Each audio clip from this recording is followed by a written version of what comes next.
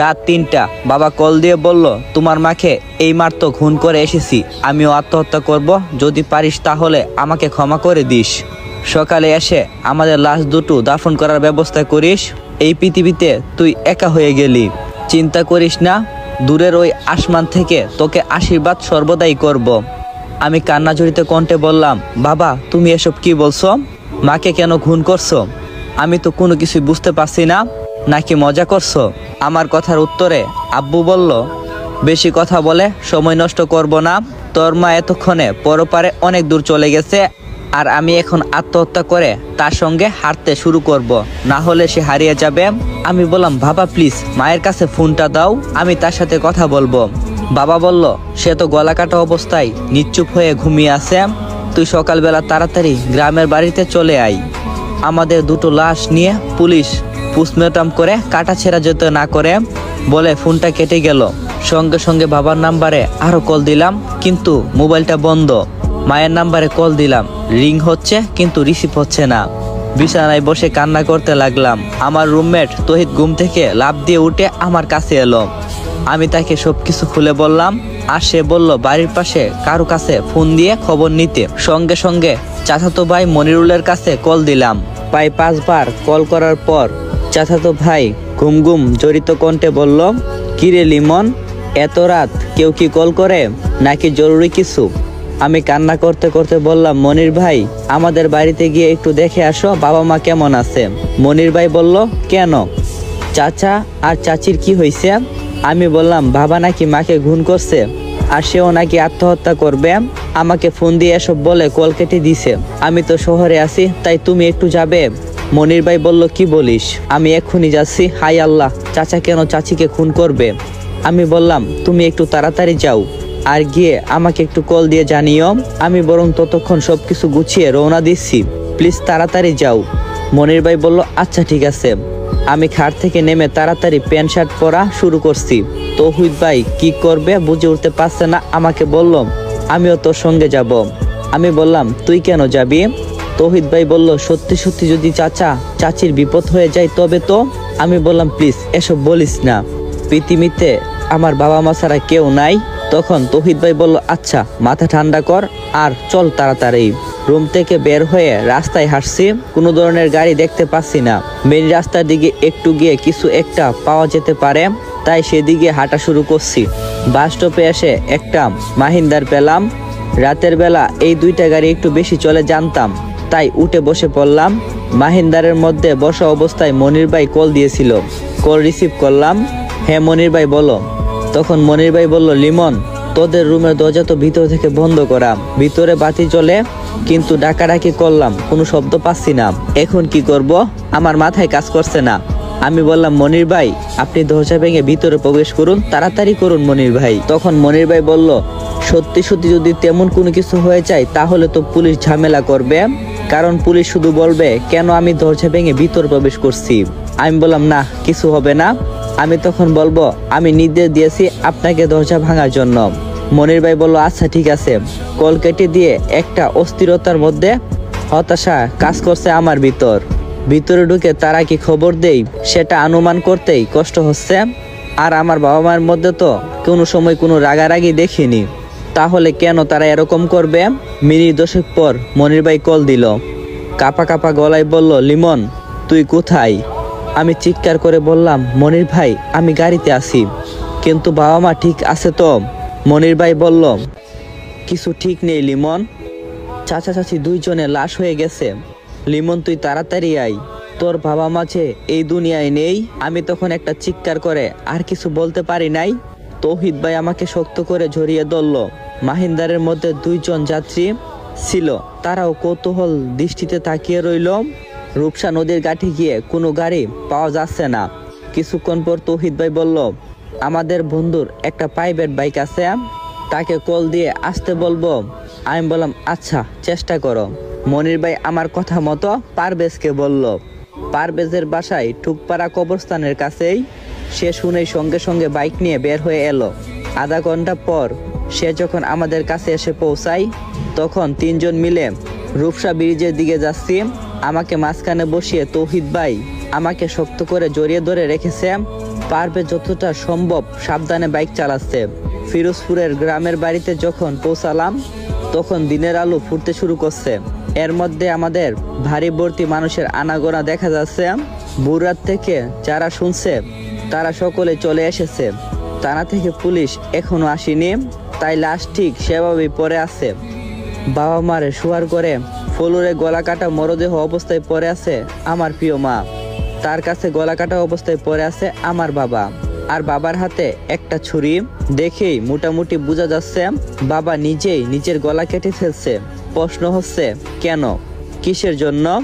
বাবার মনে তো এমন কোনো কষ্ট ছিল না যার কারণে সে এরকম করবে। মাকে নিজের হাতে খুন করতে পারবে কি করে? তাহলে কারণটা কি? আমার চিৎকারে তখন ঘরের দরজা জানালা ভেঙে যাওয়ার উপক্রম। মনির ভাই, পারভেজ, তৌহিদ মিলে আমাকে ধরে রাখছে। এমনটা কেন হয়ে গেল? আমি এখন কি নিয়ে বাঁচবো? কে আমাকে নিজের হাতে রান্না করে খাওয়াবে? কে আমার জন্য বাজারের শ্রেষ্ঠ মাছটা কিনে নিয়ে আসবে? হঠাৎ করে চোখ বন্ধ হয়ে যাচ্ছে, সবকিছু চোখের সামনে ঘুরছে। মনে হচ্ছে আমি জ্ঞান হারাচ্ছি। যখন চোখ খুলি তখন নিজেকে বিছানায় আবিষ্কার করি, নিজের ঘরের সামনের বারান্দায়। এখানে আমি বাড়িতে আসলে প্রায় সময় ঘুমাইতাম, আর বাড়িতে যখন থাকতাম না তখন বাবা বিকালে দুপুরে এখানে বিশ্রাম নিত। বাবার শরীরে সেই ঘ্রাণ পাওয়া গন্ধ নাকে আসছে। দুম করে বিছানা থেকে উঠে বসলাম। তৌহিদ ভাইকে বললাম, বাবা মা কোথায়? তৌহিদ ভাই বলল, পুলিশ এসে নিয়ে গেছে, ময়না তদন্তর পরে নাকি আমাদেরকে নিয়ে আসতে হবে। আমি বললাম, অসম্ভব, আমার বাবা বলে গিয়েছে তাদের লাশটা কাটাছেঁড়া যেতে না করা হয়। তৌহিদ ভাই বলল, কিন্তু তুই চাইলে তো রাখতে পারতি, তবে তুই অজ্ঞান থাকার কারণে কিছুই করতে পারি নাই। আর পুলিশের কাছে মনির ভাই আর আমি যতটা জানি ততটাই বললাম। তোর কাছে আঙ্কেল ফোন দিয়ে যা যা বলছে। তারপর আমরা দুজন রওনা দিলাম, আর মনির ভাইয়ের দরজা ভেঙে ভিতরে প্রবেশ করার সবকিছুই বললাম। এখন কি আমি আমার বাবা মায়ের লাশ কাটা ছেঁড়া থেকে রক্ষা করতে পারবো না? কিন্তু কেন, কিসের জন্য? বাবার মনে তো এমন কোনো কষ্ট ছিল না যাতে করে সে এভাবে মাকে খুন করবে, নিজে আত্মহত্যা করবে। তাহলে কারণটা কি? আসসালামু আলাইকুম। কি হয়েছিল সেই রাতে? গল্পের পার্ট 3-তে আপনাদের সবাইকে স্বাগতম। তো গল্পটা কন্টিনিউ করার আগে কিছু কথা বলি। আইডিটা বর্তমানে ফিউজ আছে, তাই তোমরা বেশি বেশি কপি লিঙ্ক কইরা দাও। যত বেশি কপি লিঙ্ক করতে পারবা তত তাড়াতাড়ি গল্প দেওয়ার চেষ্টা করবো। তো অনেকটাই সময় নষ্ট করলাম তোমাদের, তো বেশি কথা না কইয়া চলো আমরা গল্পেতে ফিরি। আমার চিৎকারে তখন ঘরের জানলাগুলো ভেঙে যাওয়ার উপক্রম। মনির ভাই, পারভেজ, তৌহিদ মিলে আমাকে ধরে রাখতে ব্যস্ত। এমনটা কেন হয়ে গেল? আমি এখন কি নিয়ে বাঁচবো? কে আমাকে রান্না করে খাবার খাওয়াবে? বাজারের শ্রেষ্ঠ মাছটা কে কিনে নিয়ে আসবে? হঠাৎ করে চোখ বন্ধ হয়ে যাচ্ছে, সবকিছু চোখের সামনেই ঘুরছে। মনে হচ্ছে আমি জ্ঞান হারাচ্ছি। আর জ্ঞান ফেরার পরে কি হয়েছিল তা তো আপনারা আগ থেকে শুনছেন। এখন আমার লক্ষ্য, আমি কিভাবে আমার বাবা মাকে রক্ষা করব। আমি কি রক্ষা করতে পারবো না? তখন মনির বলল, তুই চাইলে একবার চেষ্টা করতে পারস। পুলিশের সঙ্গে আমি আবার সবকিছু বললাম। তারা চেয়ারম্যান সাহেবকে খবর দিতে বলে দিল। আমি চেয়ারম্যান সাহেবকে কল করলাম, মনির ভাইয়ের কাছ থেকে নাম্বারটা নিলাম। চেয়ারম্যান সাহেব কিছুক্ষণ পর আমাদের বাড়িতে এলেন।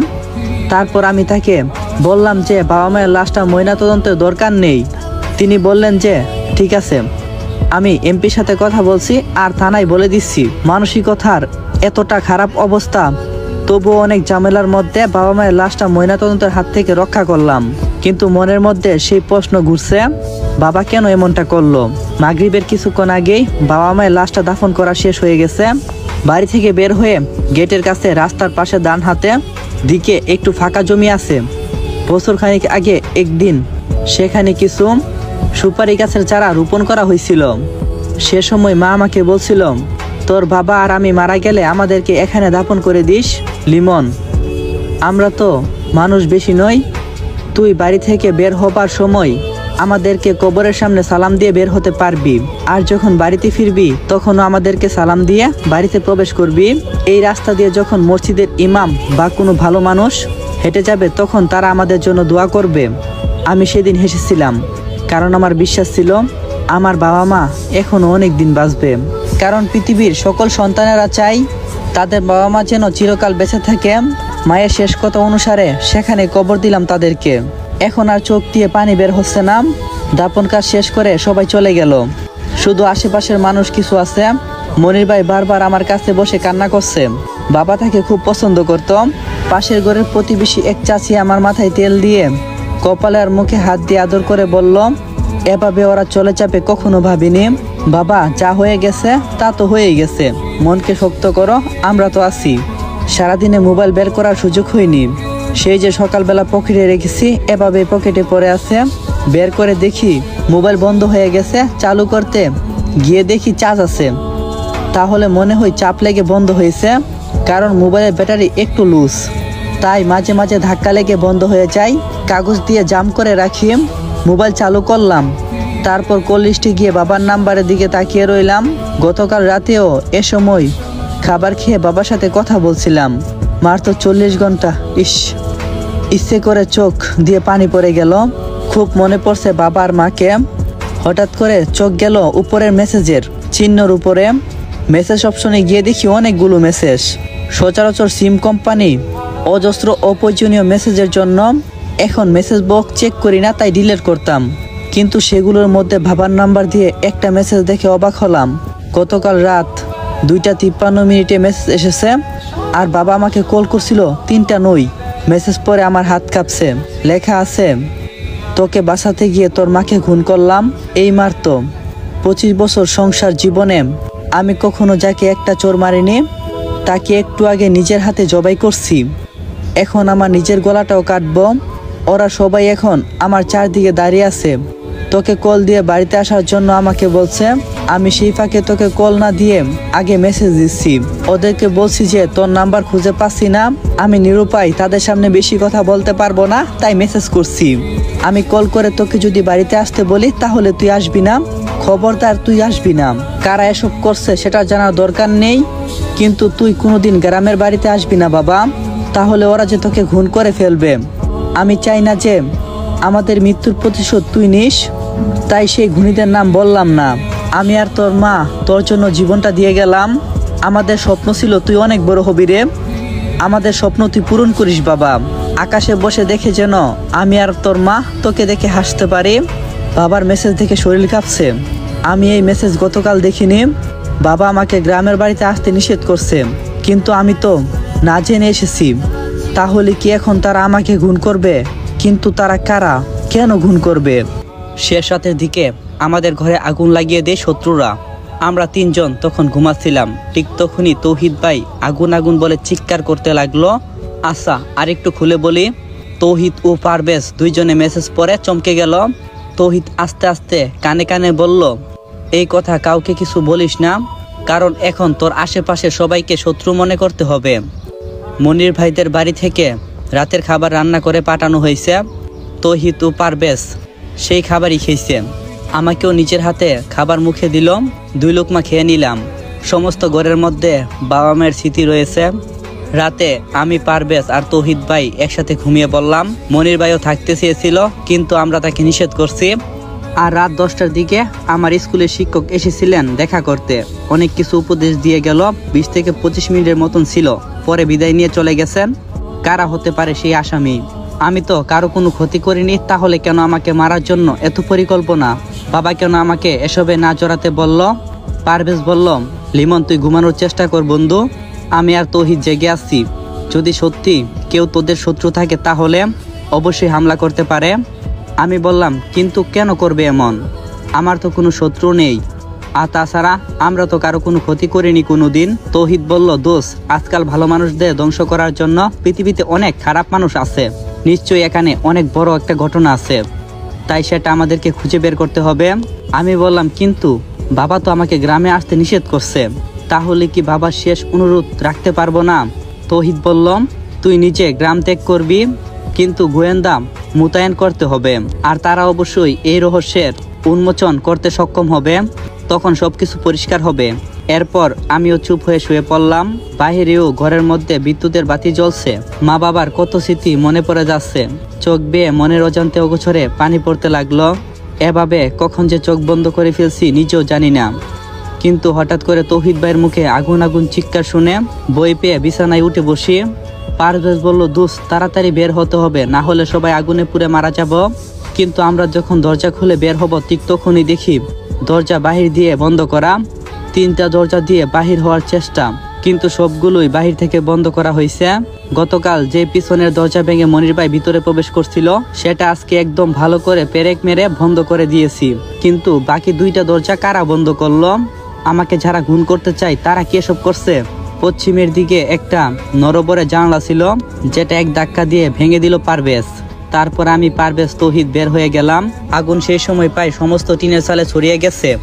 ইটের দেওয়াল হতে কাঠ এবং টিনের চালের চাউনি দিয়ে গেরা ঘরটি চোখের সামনে পড়ছে। তৌহিদ ও পারভেজ দুইজনের সামনের দরজা বাহির থেকে খুলে পারভেজের বাইকটা বের করলো। আর কিছু জিনিসপত্র বের করতে চেয়েছিল, কিন্তু পরিস্থিতি খুব অস্বাভাবিক। আবারও সেই চিৎকার চেঁচামেচি শুনে গভীর রাতে অনেকে ছুটে এসেছে। পানি ঢেলে আগুন নিভানো যাবে, তাই পানি নিয়ে ব্যস্ত অনেকে। আর আমি শুধু ঘরের সামনে আম গাছের গোড়ায় ঝাপটি মেরে বসে রইলাম। সকালবেলা পুলিশ এসেছে, আবার চেয়ারম্যান সাহেব নিজে উপস্থিত হয়েছে। কিন্তু বাবা মায়ের স্মৃতি বিরজ্য ঘরটা দাঁড়িয়ে আছে এক পুরা বিভৎস রূপে। দারগা বলল, আপনারা তখন কোথায় ছিলেন? আর আগুনের ঘটনা কে প্রথম দেখে? তৌহিদ বলল, জি স্যার, আমি প্রথমে দেখছি। আর আমার কান খুব পাতলা, ঘুমের মধ্যে পাতা নড়া শব্দটাও কানে আসে। আমি যখন শুনি যে টিন পুড়ছে, ফুটফুট শব্দটা কানে বেশি আসছিল, তখন আমি চিৎকার করছি। দারগা বলল, আপনারা বাইরে বের হওয়ার পর কেউ কি তখন সেখানে ছিল বা আক্রমণ করতে চেয়েছিল? তৌহিদ ভাই বলল, না স্যার, তেমন কিছু নয়, আমরা তো এখানে সমস্ত কিছু ফাঁকা দেখছি। দারগা বলল, আচ্ছা লিমন সাহেব, আপনার বাবা মায়ের সাথে কারোর কি কোনো শত্রুতা ছিল? যেহেতু এখন একটা আক্রমণ হয়েছে, তাই আপনার জানা মতে কেউ থাকলে আমাকে বলতে পারেন। আমি বললাম, তেমন কোনো শত্রু নেই যারা খুন করবে, আমরা সবসময় ঝামেলা এড়িয়ে চলতাম। দারগা বলল, জমি জমা নিয়ে কারোর সাথে কোনো বিবাদ ছিল নিজেদের মধ্যে বংশগত ব্যাপারে? আমি বললাম, জলিল চাচার সঙ্গে পূর্বপাড়ার একটা রাস্তার পাশে জমি নিয়ে মামলা চলছিল, তবে আব্বা সপ্তাহখানেক আগে বলছিল যে জলিল চাচা নাকি আমাদের সম্পত্তি ফিরিয়ে দেওয়ার জন্য রাজি হয়েছে। দারগা বলল, এমনও তো হতে পারে সেই জলিল পরিকল্পনা করে ইচ্ছে করে জমি দিয়েছে, মনে মনে অন্যরকম একটা পরিকল্পনা ছিল। আমি বললাম, সেটা আমি জানি না। তখন দারগা বলল, আপনার কি ধারণা আপনার মা বাবা দুইজনই কি আত্মহত্যা করছে নাকি খুন করা হয়েছে? তৌহিদ ভাই বলল, স্যার, খুন করা হয়েছে। দারগা বলল, আপনি নিশ্চিত? হ্যাঁ স্যার, লিমনের বাবা ওকে কল করার আগে একটা মেসেজ দিয়েছিল, কিন্তু সেই মেসেজ চেক করা হয় নাই। পরে দেখে সবকিছু ক্লিয়ার হইলাম, তবে কেউ খুব বই দেখিয়ে আত্মহত্যা করতে বাধ্য করছে। দারগা বলল, ও মাই গড, বলেন কি? দারগা সাহেব মেসেজটি জুড়ে জুড়ে পড়লেন। চেয়ারম্যান সাহেব গম্ভীর চিন্তার মধ্যে হারিয়ে গেল। সেটা খুব ভালো করে বোঝা যাচ্ছে। জলিল মিয়াকে ভালো করে জিজ্ঞাসা করতে হবে বলে দারগা সাহেব বাজারে চলে গেলেন দুপুর 2টা। আসসালামু আলাইকুম। তো এখানে এই পর্বটা শেষ করলাম। পরবর্তী পর্বের জন্য বেশি বেশি কপিলিং আর রিপোস্ট করে দাও, কারণ আগের মতো তেমন তোমাদের সাপোর্ট পাইতাছি না। যদি সাপোর্ট পাই, আশা করি এই গল্পটা পুরো চলবে। তো ভালো থাকেন সবাই, আল্লাহ হাফেজ, আর নিজেদের খেয়াল রাখেন। Bye bye everyone.